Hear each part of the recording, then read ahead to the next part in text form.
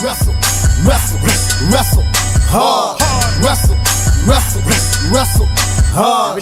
Wrestle, wrestle, wrestle. 7 ways wrestlers kill performance. Welcome back to Wrestling Mindset. It's Mindset Monday again, and we're in the midst of a 4-part series, peaking for the postseason.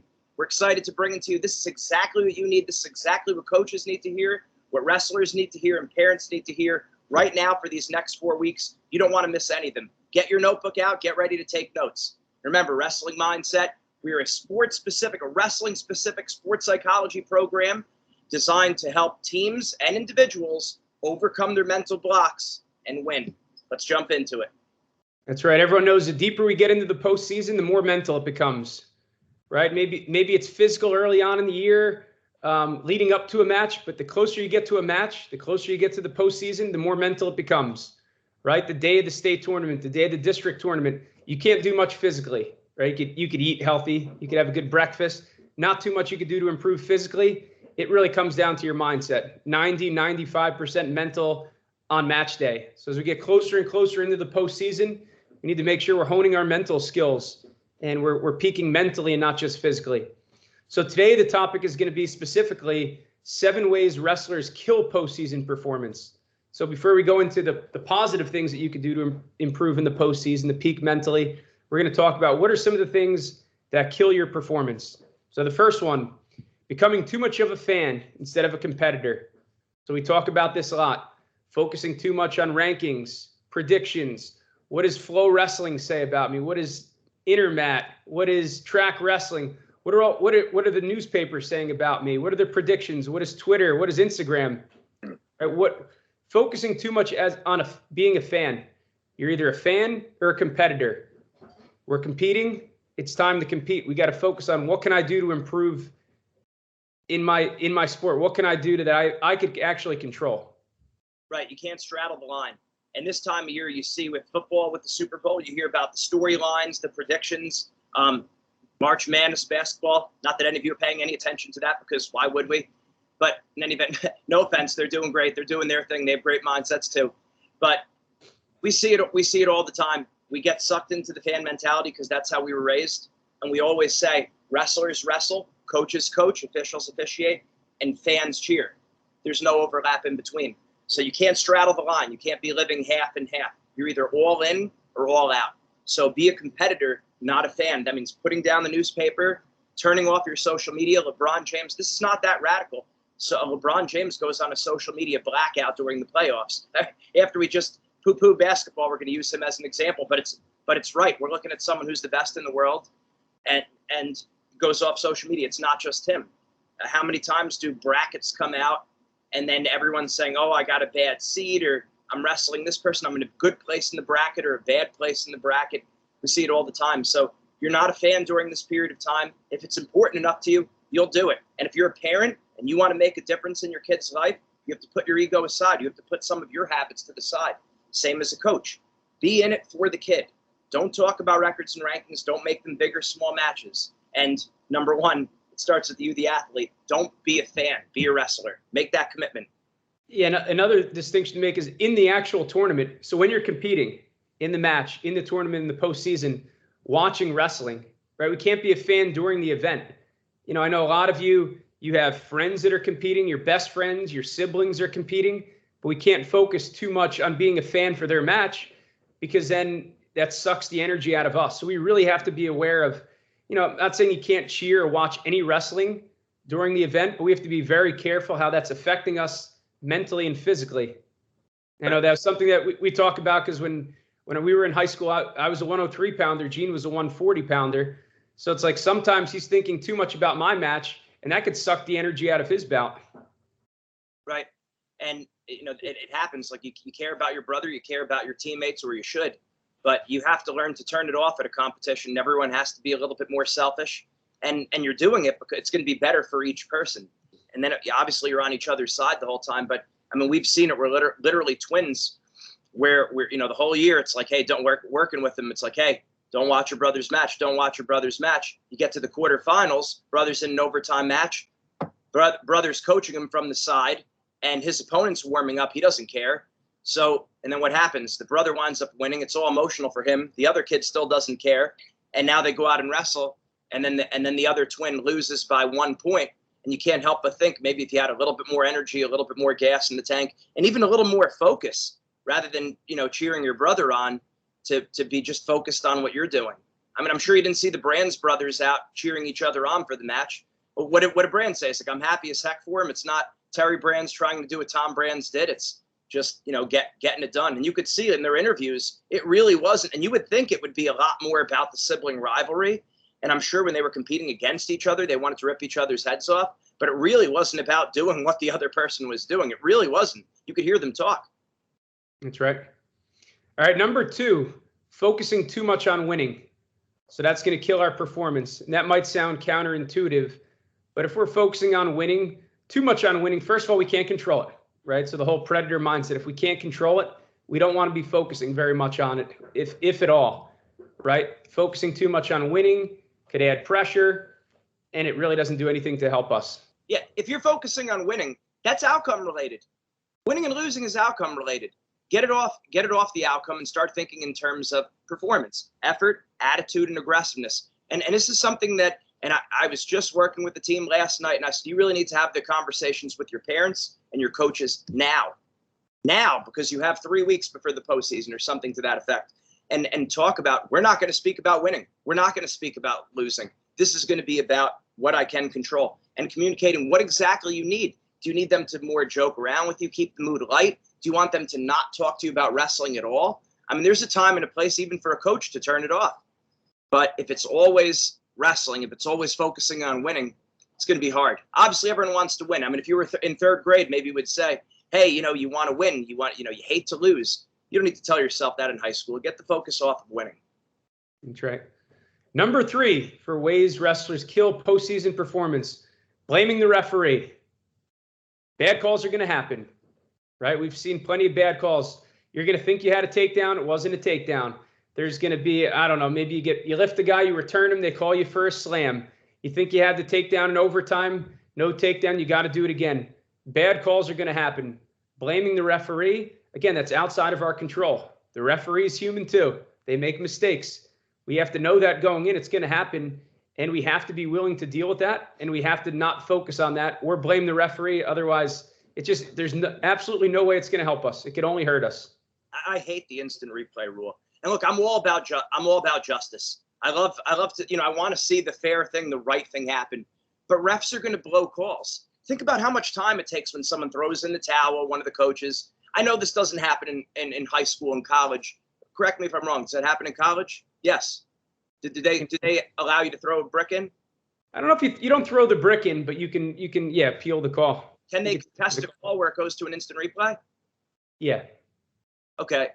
I probably know this, but you get in the zone when you're talking, you forget sometimes the obvious. But you know why? You know why I forget this too? Because I don't care about it, and I hate the instant replay because it slows everything down. The tournament winds up going longer, and it's just, and then like the guy won the match, and then it's like pause, and then they won again. It's like it's just weird.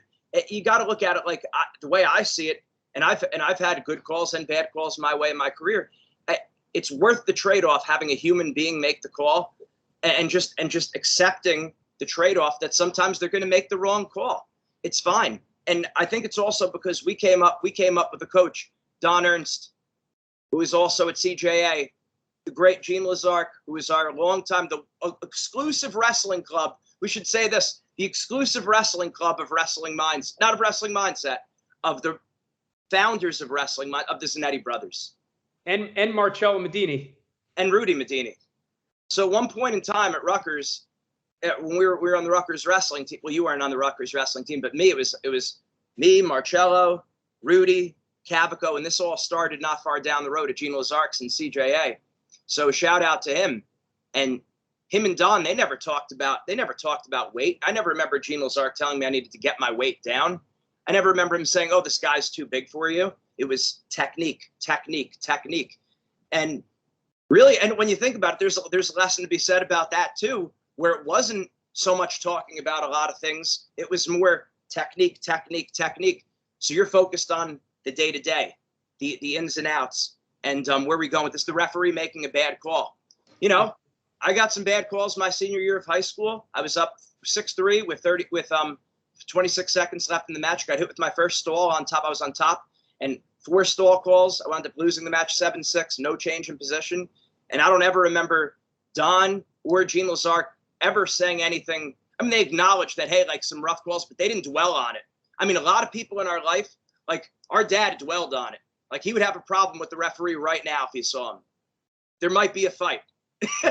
Which is terrible. But nonetheless, I mean, I guess if your son, we'll see this more as fathers, that, you know, if someone actually takes something from your son that you've been working for. Anyway, forgive and forget. But the point is, Don and Gene Lazark, they never spoke about, oh, you got screwed. What a bad call. We had other people, probably the majority of the people in my life said that.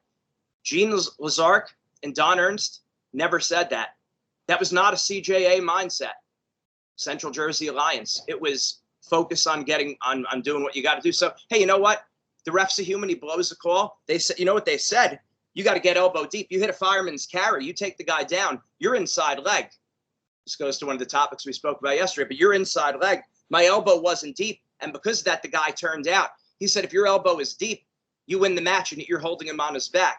Well, what was the focus there? It was on technique. It wasn't about the referee, even if they might have been some of the worst calls in New Jersey wrestling history. And I've heard many people tell me that these are literally the worst calls they've ever seen. I have friends' moms who say, oh, that's terrible what they did to that kid. But remember, this is coming from me. Even after that, getting the hose job of the calls, I'd still rather the referee make the call. I don't want it to go back to an instant replay. Everything stops dead in its tracks. So, well, we were taught at CJ is to take the ref out of the match, right? It shouldn't be close. If it's a close match, yeah, the ref could have more of an impact in the match, right? We were taught take the ref out of the match, right? You should be winning by more points. It shouldn't be an issue. So it's not an excuse. And then we go back to Zeke. He always used to tell us, win the match 2 or 3 times. You think you had the takedown? All right, whatever. Go again. Win the match again. Another bad call. Win the match a 3rd time. You have to have that mindset that I'll do it again if I have to. I'll beat him again. If you back in the day when you could protest the call, there's times you could protest. You'd have to re-wrestle the match. Right? It's like, think about Pat Smith and Randy Lewis, and in situations like that, it's like Carrie Colot. It's like you have to re-wrestle the match, re-wrestle the position, start with a minute left. Well, yeah, that maybe it's not fair. We don't do things like that anymore, really, but okay, let's do it. You know, let's wrestle again if we have to. So anyway, blaming the ref will absolutely hurt our performance in the postseason. Number 4, wrestling like you have something to defend. Wrestling like you have something to defend, wrestling not to lose. So you think about someone who maybe is a junior, they won a state title, or last year they won a district title, and now they're wrestling with that on their shoulders, right? I have to defend my state championship. I have to defend my district championship. That's in the past. You have that medal, that bracket forever. You're going out to compete for it, right? Right now, there is no, whatever weight class you are, 2022 district or state champion. That's up for grabs. So whether you won it last year or not, whether everyone in the state expects you to win it or not, it is irrelevant. It is up for grabs. You have to compete for it. And if you wrestle not to lose, chances are you're not going to be aggressive enough. You're not going to put in enough effort in the match. And, you know, that's not going to help our performance. We're much more likely to lose if we wrestle that way. So we got to be wrestling. We got to be competing to win, not focusing on winning, but competing to win rather than competing not to lose. Right. It's because people do, like they're too preoccupied with that outcome. Again, we're constantly saying it.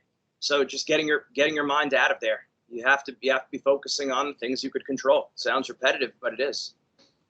Yep. Number 5, not controlling everything you could control. Right? That's going to hurt our performance. So if we're not controlling the little things like, what are my sleep habits look like? Am I getting 7-8 hours of sleep? My nutrition habits, right? Weight management. I'd imagine a lot of people are losing some weight. There's a right way to do it, and there's a wrong way to do it. Are you cutting weight, or are you actually managing your weight? Are you eating healthy? You know, are you doing extra, whatever, running or elliptical, whatever you do to get down to weight? Are you eating healthy? Are you drinking water? Are you drinking unnecessary calories, right? Are you doing those little things the right way? Are you stretching after workouts, right? For flexibility and also injury prevention. Are you doing those little things? If you're not focusing on some of those little things, then it's gonna obviously impact us negatively in the postseason. Right. How about this? Stop doing yoga altogether, because that doesn't benefit you in the way that you want it to. What you want to do is after practice. This is what we did in college. Okay. This is what the college guys were doing. This was the time to cut weight. After practice, people would throw their sweats on. Now, not during live. After practice, going into the team room, but before, or maybe they go into the team room, they get their sweats, they put it on, and they do static stretching, which you don't do before practice or after practice. And I mean, it's kind of funny. It's like during the day, it doesn't even make sense, yoga, because during the day, you're moving, you're up, you're during the day, you want to move around. And now we're going to static stretch during the day. Even if you're not going to compete, you're trying to wake up, you have a loaded schedule. You're trying to pay attention to class. You're studying. You don't need to be putting yourself to sleep. After practice, though, you need to cut some weight. So that's the perfect time to do it. You put the sweats on, not the perfect time to do yoga, but just do some static stretching until your sweat breaks. And that's what it was. I think I remember Matt Bellini saying that, like, you keep it until your sweat breaks. He might not have said it, but he was doing it. A quick break from today's podcast. Wrestling season is here. Wrestling Mindset is the #1 wrestling-specific program anywhere in the world. This season, make sure to work with a wrestling mindset coach to get the mental edge so that you can build confidence, stay motivated, and bring out your best when it means the most. Wrestling Mindset works with hundreds of wrestlers and teams each year. We have a special offer this season for our podcast listeners. Go to our website at wrestlingmindset.com, click on the free trial session, type your name and information. In the last section, you'll see additional information. Type in podcast discount. Wrestlers will receive an $100 discount and teams will have a $200 discount for any team program. Again, go to wrestlingmindset.com, click on the free trial session, type in podcast discount under additional information. Wrestlers will receive a $100 discount in their first month, and teams will receive a $200 discount in any team program. Get the mental edge today. Now back to our podcast. I remember him, put the sweats on and stretch. That was the time to stretch. So, right time. Number 6, giving any opponent too much respect. So if we're putting our opponents on the pedestal, that's going to hurt us in the postseason, right? You're wrestling, it's just another opponent, right? We can't be wrestling the name. We can't be wrestling their past titles. The more we're thinking about what they've done in the past, how good they are, what their name is, that's only going to hurt our performance. We got to wrestle. We got to get to our tie-ups. We got to get to our takedowns. We got to get to our turns. We got to be focused on the process of what's going to help us to score the next point. Focusing too much on our opponent, I don't care who it is, it's just not going to help us. Right. And I mean, there's little things you could do with scouting here and there, but I wouldn't be preoccupied with it. If you were going to watch video on your opponents, it's not saying you can't.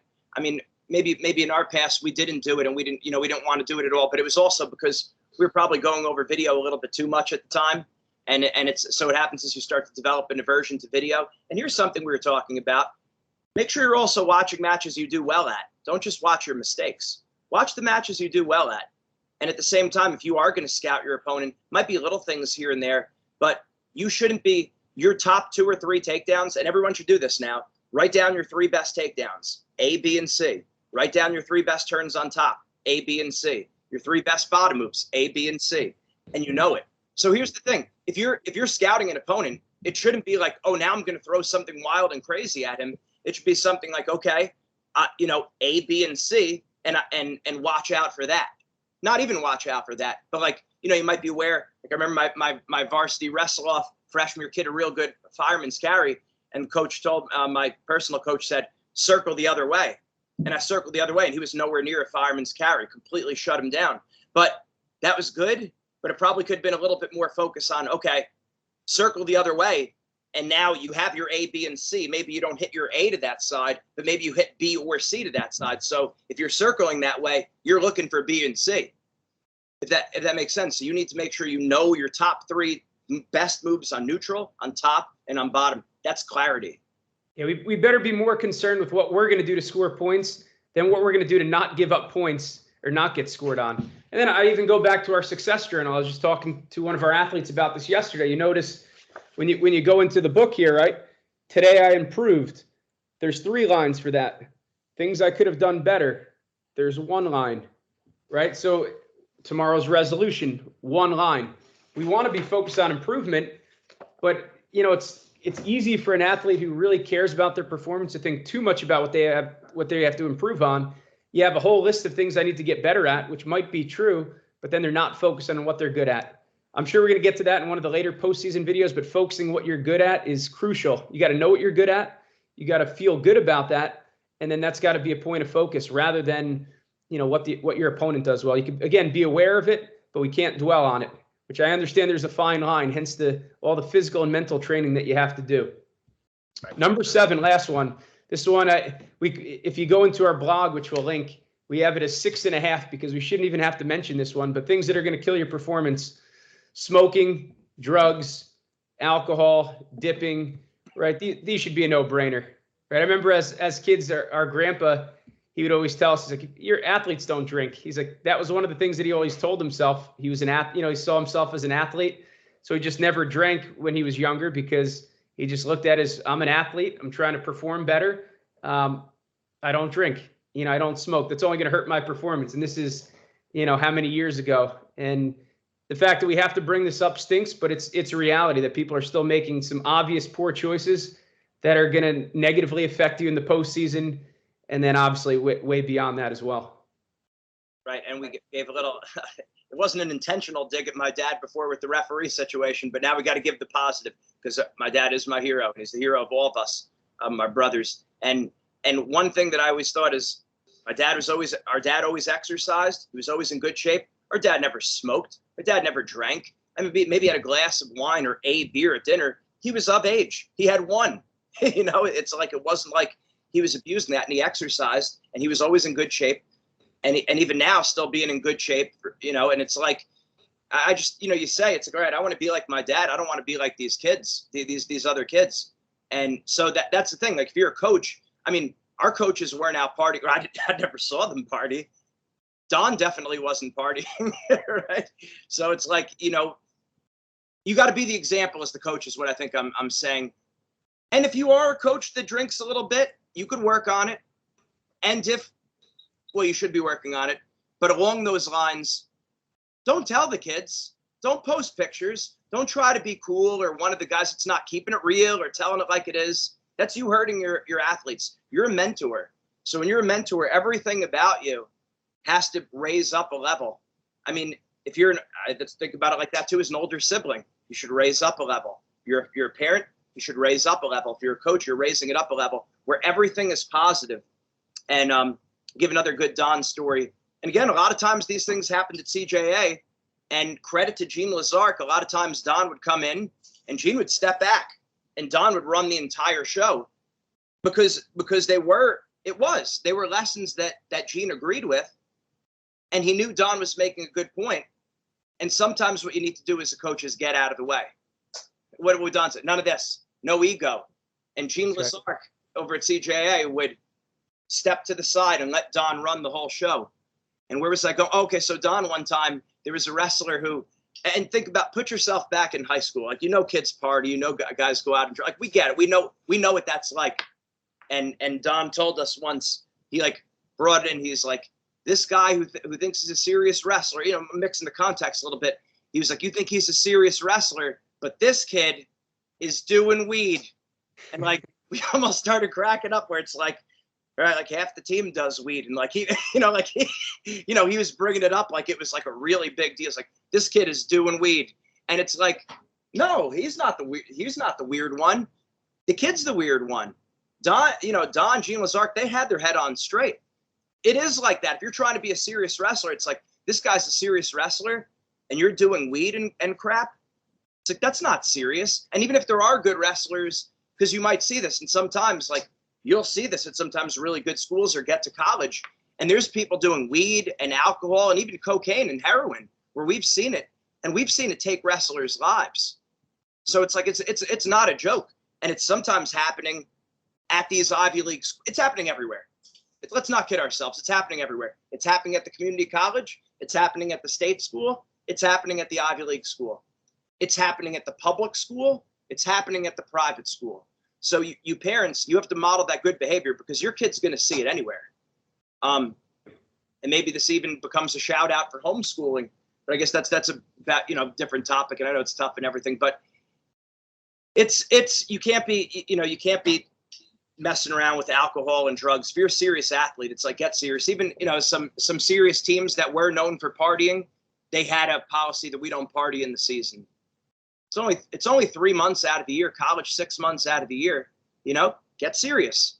Yeah. So this one's less of even a postseason lesson and way beyond, because when, the more you talk about it, you think about, people that we knew that we wrestled with growing up that are no longer with us. And a lot had to do with things like this.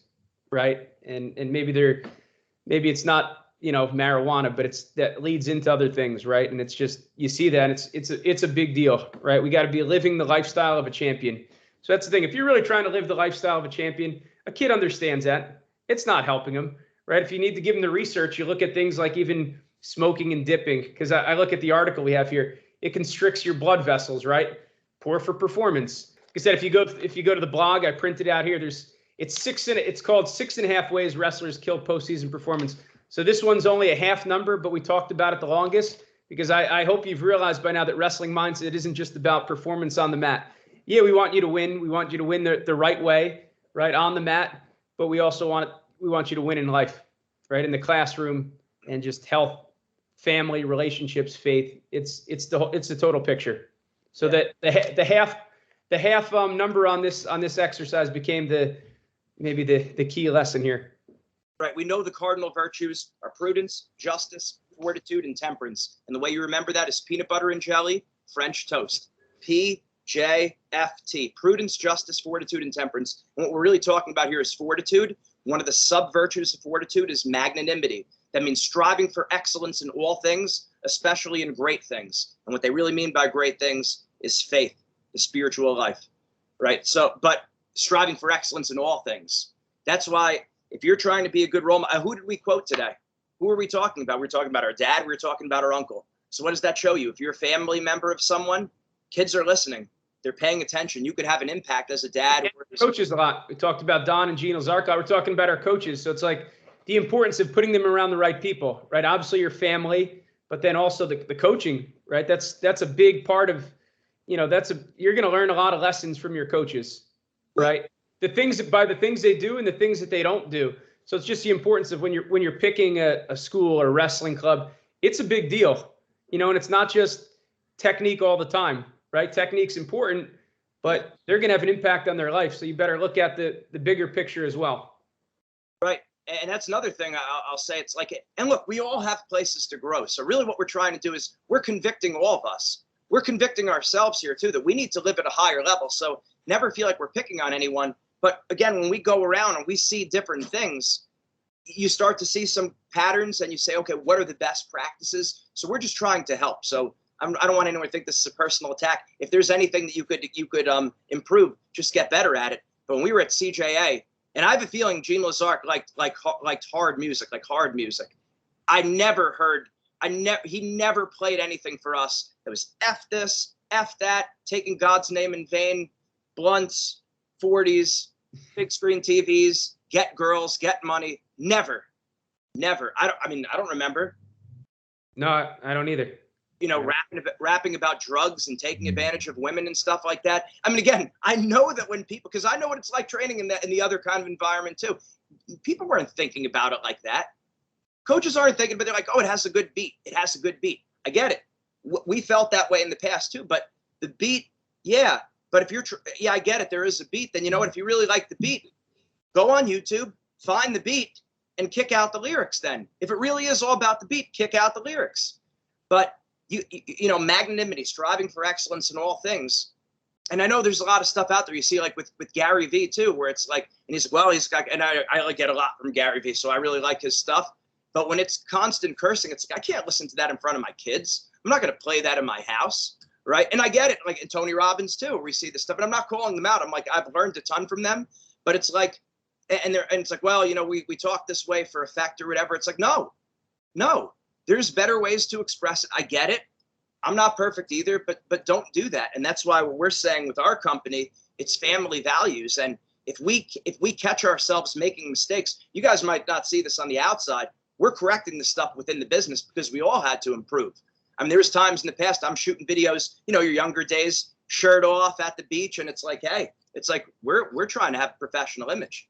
We're not going with that anymore. Or, if someone, drops, we have a lot of our people, our mindset coaches, they're known all through the country. They're getting interviewed all the time by these high level podcasts. They drop a curse, they say some bad words or whatever, and they don't even mean to. It's like they're getting corrected. And we call this fraternal, we don't call it this, we learn this. It's fraternal correction.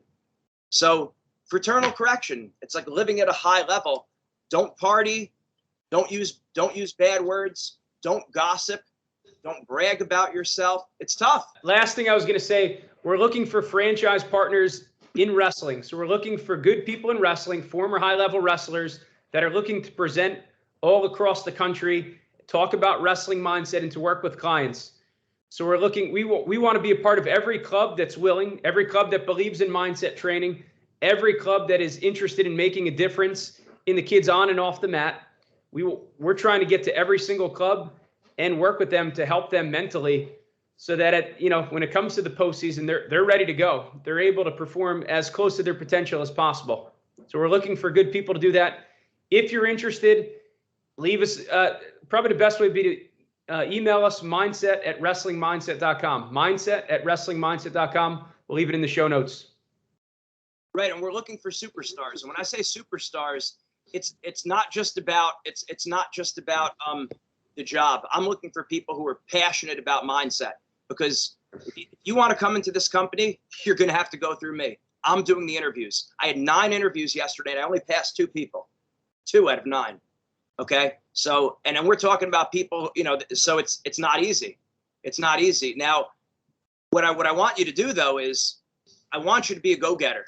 I want you to be the type that reaches out to. So like as an example, I have the two people out of 9 that I'm going to pass through in my head. If some of those other people reach out to me, I was on the fence with some of them. If they reach out to me, I might pass those people through too. Why? Because it shows me hunger, right? So I want to see 2 things really. What I'm looking for is, so if you want to work with Wrestling Mindset or any of our mindset, subsidiaries, is I'm looking for people to be passionate about mindset. So if you don't really believe in sports psychology and mindset, it's probably not a good fit for you. So that would be the thing. And then 2, it's just I want to see some tenacity. Like I like the email, and not because I need an ego stroke, because I could care less. But at the end of the day, I want to see that you want to do this. You know what I think?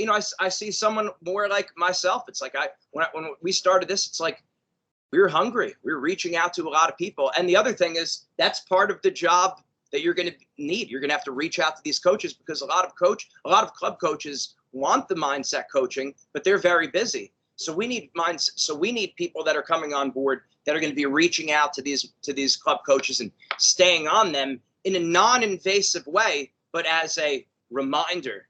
We still want to come in. We still want to help you guys. And like, oh yeah, that's right. Like we do want you in. So we need hustlers, we need go-getters, and most importantly, we need people who love mindset and really have a passion for helping kids. Winning mindset, wrestling mindset is changing lives.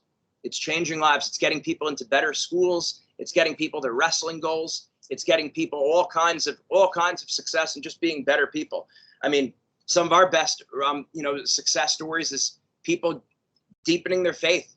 They've gotten closer to the Lord. It's like we see that, and a lot of times parents, they're happy because, you should be. That's the number one thing, but making sure that we're looking at all those different areas, magnanimity, everything at a high level all the time, and we could all grow from that, right? Gable said you can't reach 100% potential.